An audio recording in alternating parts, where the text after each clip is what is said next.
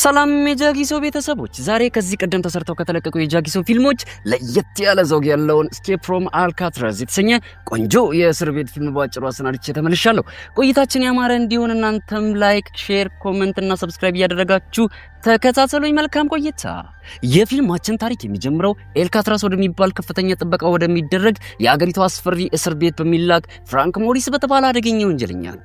የኤልካትራስ እስር ቤት የተገነባው በባህር መካከል ባለ ሰፊ ደሴት ላይ ሲሆን እስከዛሬ ድረስ ከዚህ እስር ቤት ምንም አይነት እስረኛ ለማምለጥ ሞክሮም ሆነ አስቦም አያውቅም። ነገር ግን ፍራንክ ከእስር ቤት በማምለጥ እጅግ የታወቀ ተፈላጊና አደገኛ ወንጀለኛ ነው። እስከዛሬ ድረስ ከብዙ እስር ቤቶች ቢያመልጥም ነገር ግን አሁን ላይ እንኳን ከኤልካትራስ እስር ቤት ለማምለጥ ይቅርና ማሰብ በራሱ አደገኛ ጦስ ይዞበት ይመጣል።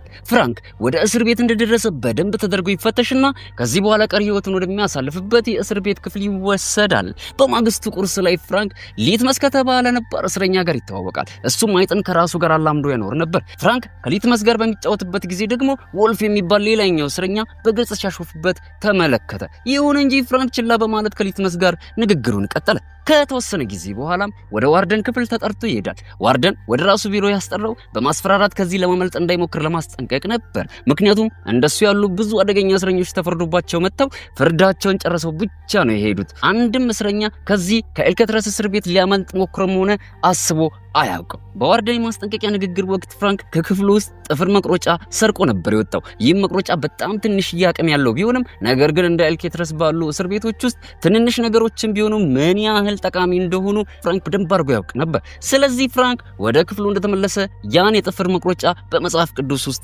ደብቆ አስቀመጠው። ከቆይታ ጊዜ በኋላ ደግሞ በቡድን ሆነው ሻወር በሚወስዱበት ወቅት ወልፍ ተብሄው እንደገና ወደ ፍራንክ ቀርቦ በድጋሚ እሱ ላይ ማሾፍ ጀመረ። ነገር ግን በዚህ ጊዜ ፍራንክ እንደከዚህ ቀደም እሱን የሚታገስበት ምንም አቅም አልነበረውም። ወልፍን ይዞት ቅጥቅጥ ማድረግ ጀመረ። ይህ አደገኛ እርምጃው በእስር ቤቱ ውስጥ ሰፊ እውቅና ያስገኝለትና ከዚያ ጊዜ ጀምሮ ማንም እሱ ሳይፈልግ ሊያናግረውም ሊያስገድደውም አልፈለገም። ቀስ በቀስ ደግሞ የእስር ቤቱ ቤተ መጻሕፍትን እንደ ሁለተኛ ቤቱ አድርጎ መቁጠር ይጀምራል። በቆይታም የቤተ መጻሕፍቱ አስተባባሪ የሆነውን እንግሊዝ ተብዬ ሰው ይተዋወቃል። እንግሊዝ በአልካተር እስር ቤት ውስጥ እድሜ ልክ ፍርደኛ ነው። በዚህ ምክንያት እንግሊዝ አሁን ላይ የመፈታት ህልሙን ተነጥቆ ራሱን በቤተ መጻሕፍት ቢዚ እያደረገ ይገኛል። እንደ አጋጣሚ ሆኖ እንግሊዝና ፍራንክ በታሪክ ላይ መሰረት አድርገው የተጻፉ መጽሐፍቶችን ይወዳሉ። በዚህ ምክንያት በጣም ተቀራርበው ጥሩ ጓደኛሞች ይሆናሉ። በዚህ በኩል ደግሞ ፍራንክ ዶክ የሚባል ሌላኛውን እስረኛ ይገናኛል። እሱም ታላቅ አርቲስት ሲሆን የራሱን መጽሐፍ በማዘጋጀት ላይ ነው። አብዛኛው ጊዜውን ደግሞ በስዕል ያሳልፋል። ዶክ እንደ ኤልካትራስ ባለ አደገኛ እስር ቤት የታሰረ ማንኛውም እስረኛ ሊያብድ እንደሚችል በመጥቀስ ነገር ግን እሱ የመሳል ችሎታው አእምሮን ተቆጣጥሮት እስካሁን ድረስ በጤና እንዳቆየው ይገልጻል። በዚያው ምሽት አንድ ጠባቂው ወደ ፍራንክ ቀርቦ በሰዓት 15 ደቂቃ ከከባድ የጉልበት ስራ እረፍት ስለሚያሰጠው የአናጺነት ስራ ይነግረዋል። ነገር ግን ፍራንክ ብዙም ሳይቆይ ከባድ ችግሮች ወደሱ ሊመጡበት እንደሆነ ይታወቀዋል። ከዕለታት አንድ ቀን እስረኞች በሙሉ ከክፍላቸው በወጡ ጊዜ ወልፍ በድጋሚ ወደሱ ሲመጣ እንመለከታለን። በዚህ ጊዜ ግን ፍራንክን ለማጥቃት ስለተዘጋጀ ስለት በድብቅ ይዟል። እንደመታደል ሆኖ ዶክ ስለቱን ከርቀት አይቶ በትክክለኛው ጊዜ ለፍራንክ በአይኑ ምልክት ይሰጠዋል። ከዚያም ልክ እንደቀረበው በጃኬቱ እገዛ የስለት ጥቃቱን ይከላከላል። ይህንንም ተከትሎ በወልፍና በፍራንክ መካከል ከፍተኛ ግብ ይፈጠራል። ጠባቂዎችም ደርሰው ሊያስቆማቸው ሲሞክሩ ወልፍ ተወራጭቶ አንደኛውን ጠባቂ ጉዳት ያደርስበታል። ከዚህም በኋላ ሁለቱም ተያይዘው ዲ ብሎክ ወደ ተባለ ወደ አደገኛና መጥፎ የእስር ቤት ክፍል ይወሰዳሉ። እስረኞቹ ተወስደው በጨለማ ክፍል ውስጥ ብቻቸውን እንዲቆዩ ይገደዳሉ። ይህ ክፍል የትኛውም እስረኛ መግባት የማይፈልግበት የእስር ቤቱ አደገኛ ክፍል ቢሆንም ፍራንክ ግን ራሱን ለማዳን ሲል እሺ ብሎ ወደዚህም የእስር ቤት ክፍል ለመግባት ወሰነ። ይሁን እንጂ በዚህ ጊዜ በጣም ነበር የተናደደው። በዚያው ክፍል ውስጥም ለ2 ሳምንታት ያህል ታስሮ ከቆየ በኋላ ይፈታል። ሊትመስም ደግሞ በአይጧ በኩል ፍራንክን ለማስደሰት ሲል የእንኳን ደህና መጣ መልእክት ይልክለታል። ፍራንክ ወደ ክፍሉ ከተመለሰ በኋላ ከጎረቤቱ ከቻርሊ ጋር ጓደኛ ይሆናል። ቻርሊም እዚያ የገባው በትልቅ የስርቆት ወንጀል ተፈርዶበት እንደሆነ ያሳውቀዋል። ቢሆንም ግን ለማምለጥ ብሎ የእስር ቤቱን አጥር በማለፉ የወንጀሉን ቅጣት የበለጠ እንዳሳደገበት ለፍራንክ ይነግረውና በዚህም ተግባሩ በጣም እንዳዘነ ይገልጽለታል። በማግስቱ ደግሞ ቫርደን ለማንም ሳይናገር ወይን ቤቱን መጎብኘት ይጀምራል። በዚያም ጊዜ በአንዱ የእስረኛ ክፍል ውስጥ የራሱን ምስል ይመለከታል። በመጀመሪያ እንዳየው በጣም ወዶት ነበር። ነገር ግን በጥቂት ሰከንድ ውስጥ የዶክ ስዕሎች እስር ቤቱን እንዳጠለቀለቁት ሲመለከት ሐሳቡን ቀየረ። ስዕሎችንም በሙሉ በፍጥነት እንዲያስወግዳቸው አዘዘው። ዶክም ከውስጡ ሙሉ በሙሉ ተሰባበረ። ምክንያቱም ዶክ በህይወት የኖረው በስዕሎቹ ብርታት ብቻ ነበር።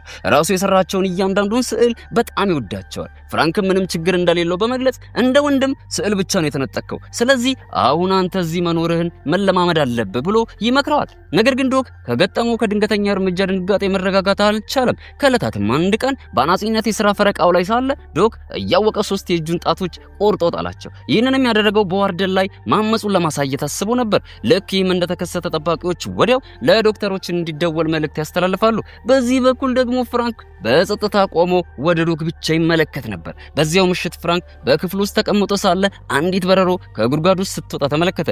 ይህን ሲመለከትም ፍራንክ ቀዳዳው ወደ ሌላ መውጫ በር የሚወስድ መንገድ ሊሆነው እንደሚችል ተገነዘበ። ከዚያም ለእንግሊዝ ዋርደን የራሱን ስዕሎች ስላልወደዳቸው የዶክ ስዕሎችን በሙሉ እንዳስወገደበት ይነግረዋል። በሚቀጥለው ጊዜ ፍራንክ ምሳ እየተመገበ ሳለ ጆንና ክላረንስ የተባሉ 2 ወንድማማቾችን ይተዋወቃል። እነሱም ፍራንክን አስቀድመው ከእስር ቤቱ በሰሙት ዝና ያውቁት ነበር። በንግግራቸውም ወቅት እንዴት ነው ከዚህ እስር ቤት ማምለጥ አይቻልም ተብሎ የሚነገረው ብሎ ግራ በመጋባት ይጠይቃቸዋል። እነሱም እስር ቤቱ በአራቱም አቅጣጫ በውሃ የተከበበ መሆኑንና በዚህም የተነሳ ሙሉ ህይወታቸውን በዚህ እስር ቤት ውስጥ ማሳለፋቸውን እንደማይቀር ይገልጹለታል። ነገር ግን ይህ ውይይት ለፍራንክ አዲስ ሐሳብ ወደ አይምሮ ውስጥ ያመጣለትና ከዚህ ቀደም ያልተሰማ አዲስ ታሪክ መስራት እንደሚፈልግ ገልጾ ከዚህ እስር ቤት ለማምለጥ የቻለ የመጀመሪያው ሰው ሆናለሁ ብሎ ቃል ይገባላቸውና ያስደነግጣቸዋል። በዚያው ምሽት ፍራንክ ከዋርደን ክፍል በተሰረቀው የጥፍር መቁረጫ እየታገዘ በክፍሉ ውስጥ ባለው የመተንፈሻ ቀዳዳ ዙሪያ የሲሚንቶ ግድግዳውን መቦርቦር ጀመረ። ልክ የጠባቂዎችን የእግር ኮቴ እንደሰማ ደግሞ ማንም እንዳይጠረጥረው በማለት የጥፍር መቁረጫውን በመጽሐፍ ቅዱስ ውስጥ መልሶ በመደበቅ ማንበቡን ቀጠለ። ከጊዜያትም በኋላ ጠንክሮ የሰራው ስራ ይከፍለው ጀመረ። ቀስ በቀስ በቀዳዳው ዙሪያ ያለው የሲሚንቶ ግድግዳ እየፈራረሰ መጣ። የቤተሰብ መጠየቂያ ጊዜ በተሰጣቸው ወቅትም እንግሊዝና ቻርሊ ከቤተሰቦቻቸው አባላት ጋር በስልክ ለመገናኘት ይሄዳሉ። እንግሊዝም ከሴት ልጁ ጋር ለመነጋገር በጣም እያመነታ መሆኑን እንመለከተዋለን። ምክንያቱም ሴት ልጁ እሱ በሌለበት ስላደገችና የልጅነት ጊዜዋን ማየት ባለመቻሉ በጣም እፍረት ይሰማው ነበር በራሱ። ቻርሊ ደግሞ ከሚስቱ ጋር በሚያወራበት ጊዜ እናቱ በጠና እንደታመመችና ዶክተሩም የቻርሊ እናት ለመኖር ጥቂት ወራት ብቻ እንደቀራት መናገሩን ይነገረዋል። ይህም አስደንጋጭ ዜና በቻርሊ አእምሮ ውስጥ ከኤልካትራስ እስር ቤት ለማምለጥ ከፍተኛ ፍላጎትን ይፈጥርበታል። በማግስቱ ጠዋት ቁርስ ላይ ሆነው ፍራንክ ከእስር ቤቱ ለማምለጥ ያለውን እቅድ ለጆንና ለቻርሊ ያጫውታቸዋል። ፍራንክ የእስር ቤቱን ግድግዳ ጨዋማው የባህሩ ውሃና የማዕበሉ ንፋስ በጣም አዳክሞታል። ስለዚህ የክፍላችንን የመተንፈሻ ግድግዳ በመወርወር የተለጠፈውን ወንፊቶችን እናስወግዳለን። ወደ ማረሚያውን ቧንቧ ቱቦ በመግባት ወደ ትልቁ ማስተንፈሻ ደርሰን ከዚህ ማምለጥ እንችላለን ብሎ ሐሳቡን ይነግራቸዋል። ይሁን እንጂ ከባዱ ጥያቄ ግን በቱቦ በኩል ከእስር ቤቱ አምልጠን ከወጣን በኋላ ባህሩን ውስጥ በምን እንሻገረዋለን የሚል ነበር። በዚህም ጊዜ ፍራንክ ክላረንስ በእስር ቤቱ የልብስ ማጠቢያ ክፍል ውስጥ እንደሚሰራ በመጥቀስ ከቻለ እሱ የዝናብ ካፖርቶችንና የተወሰኑ የሲሚንቶ መጓጓዣ ጎማዎችን አንድ ባንድ እያለ ሰርቆ ካመጣላቸው እሱ ደግሞ በእነዚህ ቁሶች ታግዞ ተንሳፋፊ ጀልባዎችንና የነፍስ አድን ጃኬቶችን እንደሚያዘጋጅላቸው ቃል ይገባላቸው። ሁሉም ሰው የፍራንክን እቅድ በጣም ይወደውና በዚህ እቅድ ላይ አብረው ለመሳተፍ ይወስናሉ። በዚያን ዕለትም ፍራንክ እንደ እቅዳቸው በክፍል ውስጥ ያለውን የሲሚንቶ ልስን ግድግዳ በማንሳት ተጠምዶ ይውላል። በዚህም ወቅት ቻርሊም አብሮት በመሆን ከሱ ክፍል ውጭ ምንም አይነት የእስር ቤቱ ጠባቂ ደርሶበት እንዳይዘው በመከታተል ያግዘዋል። የፍራንክ የመቆፈር ስራው እየቀጠለ ቢሆንም ግን የጥፍር መቁረጫው በመጠን አነስተኛ ስለሆነ ግድግዳውን በጥልቀት ለመቆፈር ብዙ ጊዜና ብዙ ልፋት ይጠይቀዋል። ከዚህም በላይ የጥፍር መቁረጫው እንደሚፈለገው ስለታም ስላልሆነ ለመቆፈር ሲል ብዙ ኃይል ለመጠቀም ይገደዳል። በዚህም ምክንያት የፍራንክ እጆች አብዝተው ይጎዳሉ። ስለዚህ በማግስቱ ጠዋት ይህን ችግር ለሁሉም ይነግራቸውና ትልቅና የተሻለ ጥንካሬ ያለው መቆፈሪያ ያስፈልገኛል ብሎ ሐሳብ ያቀርብላቸዋል። ነገር ግን ድንገት የፍራንክ አይኖች በያዘው ማንኪያ ላይ ይወድቅና ወዲያው ማንኪያውን በጫማው መርገጫ ላይ አሻሽቶ ያቆሽሸዋል። ከዚያም በኋላ አንደኛውን ጠባቂ ጠርቶ ስለቆሸሸው ማንኪያ ቅሬታ ያቀርብለታል። የተቀሩትም ታራሚዎች ቅሬታውን በመደገፍ ጠባቂው ማንኪያውን እንዲያስቀይርላቸው ይጠይቁታል። ጠባቂውም ያሉት ነገር ልክ እንደሆነ ይመለከትና ማንኪያውን ሄደው እንዲቀይሩት በቀላሉ ይስማማል። በመቀጠልም ማንኪያውን ለመቀየር ወደ ፊተኛው ጠረጴዛ እንደሄዱ ጆን ጠባቂውን በንግግር ጠምዶ ይይዘዋል። በዚህም አጋጣሚ ፍራንክ አንድ ተጨማሪ ማንኪያ ወደ ኪሱ ያስገባል። ይህም ብቻ ስላልበቀው ለሊት መስ ያ ቀን የጣፋጭ ምግብ ድርሻውን በመስጠት ተጨማሪ ማንኪያዎችን እንዲሰበስብለት ያደርገዋል። ከዚህም በኋላ ፍራንክ ማንኪያዎችን አቅልጦ ከጥፍር መቁረጫውና ከብረት ሳንቲሙ ጋር በማጣመር አዲስ የመቆፈሪያ መሳሪያ ከጥፍር መቁረጫው ረዘም አድርጎ ይሰራል። በዚያው ምሽት ፍራንክ ሲሚንቶውን በመቦርቦር ላይ እያለ ቻርሊ በተዘናጋበት አንድ ጠባቂ ድንገት ወደዚያው ዘው ብሎ ይመጣባቸዋል። ነገር ግን እንደድል ሆኖ እንግሊዝ ፖሊሱ ወደ ክፍሉ ሳይደርስ በመሃል ጣልቃ ገብቶ በመረበሽ የጥበቃውን ትኩረት ይስባል። በዚህ ምክንያት ቻርሊ የእስር ቤቱን ብረት በቡጢ በመምታት ፍራንክ ሁኔታውን በቁጥጥር ስር እንዲያደርግ ይረዳዋል። ፍራንክ ልክ ምልክት እንደተሰጠው ወዲያ ሁሉንም ነገሮች ይደባብቃል። በዚህ ጊዜ እንደምንም ቢተርፉም ነገር ግን ፍራንክ በቻርሊ ላይ ሙሉ በሙሉ ለመተማመን እንደማይችል ተረድቶት ነበር። በሚቀጥሉት ጥቂት ቀናት ውስጥም ፍራንክ በእነዚያ ቀዳዳ ውስጥ ተጨማሪ ወንፊቶች እንደተገጠሙበትና እነሱንም ሰባብሮ ለማስወገድ አዲስ መሳሪያ እንደሚያስፈልጋቸው ይገነዘባል። በዚህ በኩል ደግሞ ፍራንክ ወደ ውጭ የመውጣት እድል ባገኘ ቁጥር ከግድግዳው በቁፋሮ የሚወጣውን የሲሚንቶ ፍርስራሽ በቀስታ ከኪሱ እያወጣ በመንገድ ላይ ሲያፈሰው እንመለከታለን። ፍራንክ በአናጺነት ተመርጦ በሚሰራበት አዳራሽ ሆኖ በድብቅ አንድ ትንሽ የመቁረጫ ይሰራል። ነገር ግን ከአዳራሹ ይዞ ለመውጣት የግድ የብረት መፈተሻ ማሽኑን ማለፍ ነበረበት። ስለዚህ የማይጠቅም ሌላ ቁራጭ ብረት በድጋሚ ተመሳሳይ አድርጎ በመስራት ወደ መውጫው ይንቀሳቀሳል። ልክ ማሽኑ ሲጮህበት በእጁ የያዘውን ተመሳሳይ ብረት ለጠባቂው ይሰጠዋል። ትክክለኛው ግን በጫማ ውስጥ ደብቆት ነበረ። ወደ ክፍሉም እንደደረሰ በመቁረጫው ታግሶ የመተንፈሻ ወንፊቱን እንደምንም ይበጣጥሰዋል። ከፊት ለፊቱ ሲመለከት ሰፊ ቧንቧ መስመርን ያገኛል። ምናልባት ይህ መስመር የማምለጫ መንገዳቸው ሊሆን እንደሚችል ተረዳ። ነገር ግን ፍራንክ አሁንም ቢሆን የተሻለና ጠንከር ያለ እቅድ እንደሚያስፈልገው ተገንዝቦ ጠባቂዎችን ሊያታልላቸው የሚችልበትን ሐሰተኛ የሰው ጭንቅላት ሰርቶ በሱ መኝታ ላይ ለማስተኛት ወሰነ። ይህንንም ተከትሎ በአፋጣኝ አስፈላጊ ቁሳቁሶችን ማሰባሰቡን ጀመረ። የጆን ስራ ከወንዶች ጸጉር ቤት የወዳደቁ ጸጉሮችን ማሰባሰብ ሲሆን የቻርሊ ስራ ደግሞ አስፈላጊውን ቀለም ፈልጎ ማግኘት ነበር። ቻርሊ የታዘዘውን በፍጥነት ሲያዘጋጅለት፣ ፍራንክ ደግሞ በእንግሊዝ እርዳታ ብዙ ወረቀቶችን ይሰበስባል። ፍራንክ ሁሉንም አስፈላጊ ዕቃዎችን እንዳገኘ በፍጥነት ወደ ስራው ይገባል። በመጀመሪያ ወረቀቶችን ከግድግዳው ላይ ካወጣው ሲሚንቶ ጋር በመደባለቅ የሰው ራስ ቅልን ሰርቶ ቀለም በመቀባት ጸጉር ተክሎ ጠባቂዎችን ሊያታልልበት ያቅዳል። ነገር ግን እቅዱን የበለጠ አስተማማኝ ለማድረግ ሲል ቻርሊን ማስተንፈሻ የሚመስል የውሸት ወንፊት እንዲሰራ አዘዘው። እነሱም በሚያመልጡበት ጊዜ በፍርስራሹ ቦታ መልሶ ሊያስቀምጡትና ማንም ሰው በዚህ ቦታ ምንም አይነት ቁፋሮ ተደርጎበታል ብሎ እንዳይጠራጠር ለማድረግ ነበር። ከዕለታት በአንድ ቀን ምሽት ላይ ፍራንክ በቱቦ ውስጥ ገብቶ መውጫውን ለማጣራት ወስኖ ብቻውን ወደ ውስጥ ለመግባት ተዘጋጀ። ስለዚህ ሐሰተኛ የራስ ቅሉን ጸጉሯ ለብሶት በአልጋው ላይ በማስተኛት ወደ ውስጥ ይዘልቃል። ነገር ግን ፍራንክ በቧንቧው ቱቦ ውስጥ ተጉዞ ወደ ጫፉ ሲደርስ በራሱ ቁመት ደርሶ ሊከፍተው የማይችለውን የብረት መውጫ በር ይመለከታል። በዚሁ ቅጽበትም አንዱ ጠባቂ ሁሉንም ክፍሎች እየዞረ መፈተሽ ጀመረና በድንገት የፍራንክን ክፍል ተመልክቶ በጥርጣሬ ቆማል። ይሁን እንጂ በዚህም ጊዜ እድል በድጋሚ ከነሱ ጋር ተሆነና እንደምንም ያመልጣሉ። በዚህም የተነሳ በእቅዳቸው ውስጥ አንዳንድ ለውጦችን ማድረግ እንደሚያስፈልጋቸው ተገነዘቡ። በማግስቱም ጠዋት ላይ ፍራንክና ቻርሊ ባለፈው ምሽት ላይ ስለተፈጠረው አደገኛ ክስተት ይነጋገራሉ። በዚያው ቅጽበትም ጆንና ክላረንስ ሐሰተኛ የራስ ቅል እንዲሰሩ በድጋሚ ይገደዳሉ። በመቀጠልም ሁሉም የቡድኑ አባላት በተወሰነው እቅድ ወደፊት ለመቀጠል ይወስናሉ። በዚያው ምሽትም ጆንና ቻርሊ ተያይዘው ወደዚያ የብረት በር ይሄዱና እርስ በርሳቸው በመተጋገዝ ወደ በሩ ላይ ይደርሳሉ። ብረቱንም ልክ በእጃቸው እንደያዙት ለማለፍ የግድ በሩ መቆረጥ እንዳለበት ተገነዘቡ። ይሁን እንጂ ለዚህ የሚሆን በጣም ትልቅ የመስበሪያ መሳሪያ ያስፈልጋቸው ነበር። በማግስቱ በሙዚቃ ክፍለ ጊዜ ተገኝተው ሳለ ቻርሊ አንድ የድሮ ንፋስ መስጫ ተመለከተና ብረቱን ለመስበር እንደ መሳሪያ ሊጠቀሙበት እንደሚችሉ ተገነዘበ። ስለዚህም ከሊትመስ ጋር ሁሉንም የጣፋጩን ድርሻ በመስጠት ዕቃውን እንዲያመጣለት ተስማማ። ከዚያም አሮጌ ፋኑን ይዘው ከክፍሉ ውስጥ ለመውጣት እንዲችሉ ቻርሊ በቀላሉ በሙዚቃ መሳሪያ ሳጥን ውስጥ እንዲያስቀምጠው ይነግረዋል። ፍራንክም አሮጌውን የፋን ብረት እንዳገኘ ወዲያው የበሩ መስበሪያ መሳሪያ ወደ ማድረግ ይገባል። ከዚያም በኋላ እንደገና ወደ ተዘጋው በር ይመለስና ባዘጋጁት በአዲሱ የመቁረጫ መሳሪያ ታግዘው የበሩን ብረት መቆራረጥ ይጀምራሉ። በዚህም መሃልም ሳያስቡት ከፍተኛ ረብሻ ፈጥረው ጩኸቱ አንድ ጠባቂ ድረስ ይደርሳል። ቢሆንም ግን ጠባቂው ጩኸቱን ብዙም ቦታ ሳይሰጠው ይቀርና ችላ ብሎት ያልፈዋል። አሁን ላይ ማለፊያ መንገዱ ለፍራንክና ለጓደኞቹ ክፍት ሆኖላቸዋል። ለማምለጥ የወሰኑበትም እቅዳቸው ተጠናቋል። ስለዚህ ማክሰኞ ምሽት ላይ አልካትራስ ከሚባለው ከዓለማችን በጣም ጥብቅ ከሆነው እስር ቤት አምልጠው ሊወጡ ወሰኑ። በዚያው ዕለት ጠዋት ላይም በቁርስ ሰዓት ፍራንክ ዶክሊን ለማስታወስ ሲል አንዲት አበባ አንስቶ ጠረጴዛ ላይ ያስቀምጣል። የአበባው ምልክትም ወዲያው የዋርደንን ትኩረት ይስበውና መልእክቱን ተረድቶ አበባውን ወስዶ ጭፍልቅልቅ በማድረግ ያስወግደዋል። ለፍራንክም የእስር ቤቱን ይቅር የማያስብሉ ጥፋቶችን በድጋሚ ያስታውሰዋል። ሊትመስ በዋርደን ጭካኔ በጣም ተቃጥሎ በቁጣ ሊመታው ተዘጋጅቶ ወደፊቱ ይቃረባል።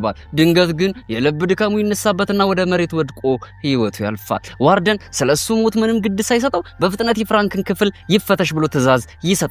ፈትሾም ምንም አይነት ነገር ሳያገኝ ሲቀር በብስጭት አናቱ ይናወጣል። በንዴትም ፍራንክና ቻርሊን ክፍሎቻችሁን ቀይሩ ብሎ ትዕዛዝ ይሰጣቸዋል። ይህም በእንዲህ እንዳለ ወልፍ በብቸኛው የጨለማ ክፍል ታስሮ ከቆየበት ቢለቀቅም አሁንም ግን በፍራንክ ላይ ያለው ጥላቻ በነበረበት ይቆያል። ፍራንክንም ባየበት ቅስፈት ሊያጠቃው ወደሱ ያቀናል። በዚህም መሃል እንግሊዝ እጁን ጠምዝዞ ይዞት እቅዱን ውድቅ ያደርግበታል። ምሽቱም እንደተቃረበ ፍራንክ፣ ጆን፣ ቻርሊና ክላረንስ በቧንቧው ውስጥ ተጉዘው ለመገናኘት መዘገጃጀት ጀመሩ። ነገር ግን በፍርሃት ምክንያት ቻርሊ ለመንቀሳቀስ አልፈቀደም።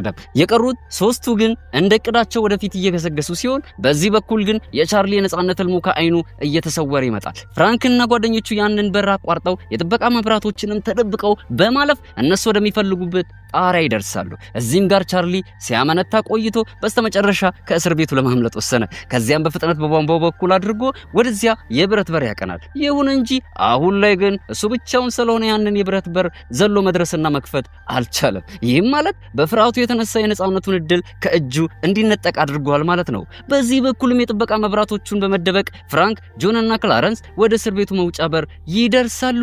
በአካባቢውም ሰው መኖር አለመኖሩን በእርጋታ ቼክ ካደረጉ በኋላ በቀስታ አጥሩን በመሻገር አልፈው ከእስር ቤቱ ይወጡና ሶስቱም እስረኞች በሰላም መንገዱን አቋርጠው ወደ ባህር ዳርቻ ይደርሳሉ። ማን ምን ማድረግ እንዳለበት ጠንቅቀው ያውቁ ስለነበር ሶስቱም ተረጋግተው የሚጠበቅባቸውን ስራ መስራት ይጀምራሉ። በሰሩት የፕላስቲክ ጀልባ ውስጥም ፈጥነው በአፋቸው አየር መሙላታቸውን ይቀጥላሉ።